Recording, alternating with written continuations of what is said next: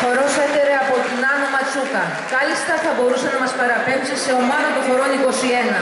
Χορευόταν ιδιαίτερα στον Άγιο Δημήτριο της Κοζάνης και με το ύφος αυτό θα μας το χορέψουν τα παιδιά. Αναφερόμαστε στους 3 αριστερούς βηματισμούς και χωρίς παραπανήσεις κινήσεις που πιθανόν έχουμε συνηθίσει να βλέπουμε. Είναι γνωστή η Πετάσιμος Καϊτέ με το τραγούδι «Άνοιξην καλοκαίρι» που μάθαμε από τον αείμνηστο Σιμούρ, Γιώργο Αμαραντίδη. Αλλά παρακαλώ, μη σας παραξενέψει το γεγονός πως το εγγύς μέλλον ενδέχεται να δείτε το χορό και με τετράσιμο ή ακόμη και με δύσιμο ρυθμό. Και ο χορός Τριγώνα από την ευρύτερη τραπεζούντα. Πολλά θα μπορούσαμε να πούμε για το συγκεκριμένο χορό από τις καταβολές του μέχρι και τη μετεξέλιξή του.